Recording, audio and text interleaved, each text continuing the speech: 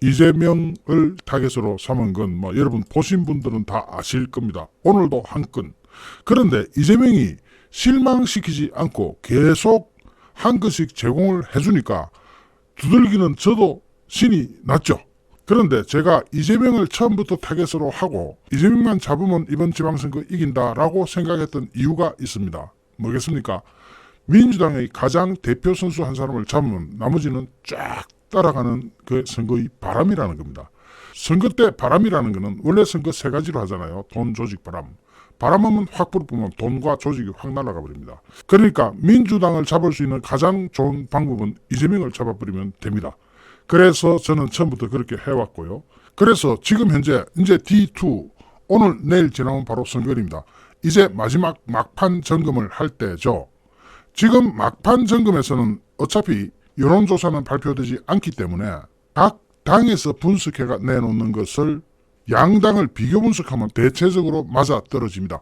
그렇다고 우리가 이긴다고 해서 신난다, 투표장 안 가도 되겠네 하면 지는 거죠. 그러니까 이번 선거는 특징이 그거라 그랬죠. 투표장에 가는 쪽이 이긴다. 이건 원칙적으로 투표장에 안 가면 지는 게 이번 선거의 특징입니다. 이전 선거는 안 가도 이기겠지 하는 그런 심리로 버텨도 이기는 경우가 있었지만 이번 선거는 그렇지 않습니다. 이번 선거는 안 가면 집니다. 그것을 전제로 하고 점검에 들어가 보겠습니다.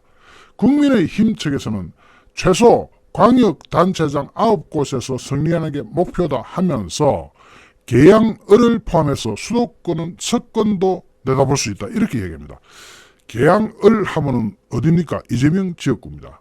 계양을에서도 이길 수 있다 하는 바람, 그것이 감지가 된 겁니다. 이 바람을 세게 불어보면 지역색도 안 통합니다.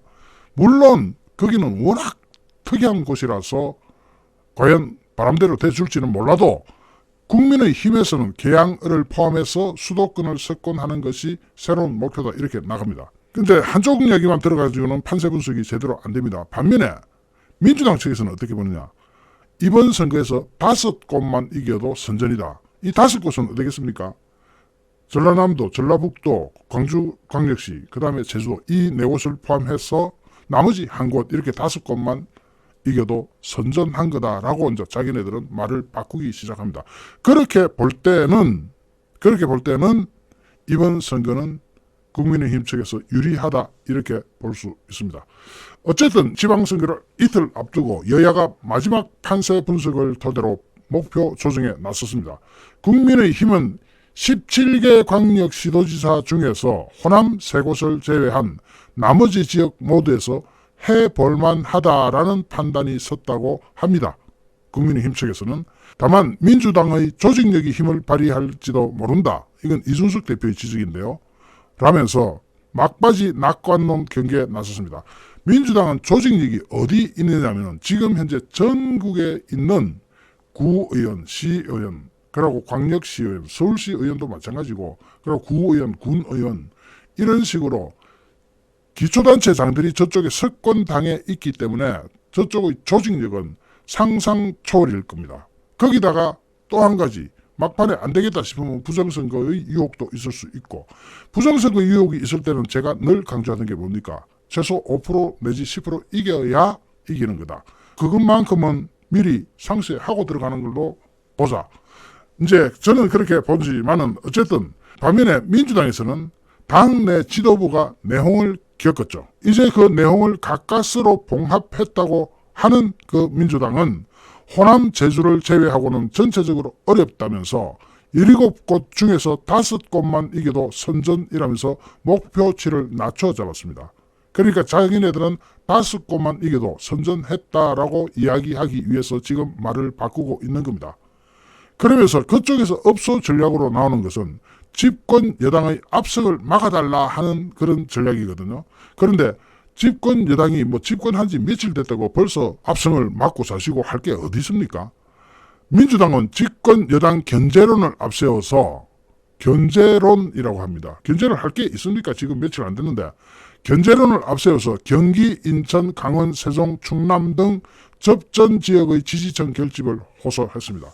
경기도는 지금요 막상 막하였었는데 이재명 때문에 경기도가 졸지에 피해를 봤습니다. 왜냐? 김동연 경기도지사 후보는 성남공항을 이전하면 김포공항으로 보내겠다고 하는데 이재명은 김포공항을 없애버리겠다고 하니 경기도로서는 굉장히 웃기는 입장에 들어갔을 뿐더러 지금 현재 판세로는 조금 민주당에서도 긴장을 하고 있는 것을 보니까 대충 짐작이 되죠. 왜 무슨 짐작을 하느냐면 지금 각 당에서는 양당에서는 여론조사 막 돌리고 있습니다. 매일매일 돌리고 있거든요. D-3, D-2, D-1 매일 돌려봅니다.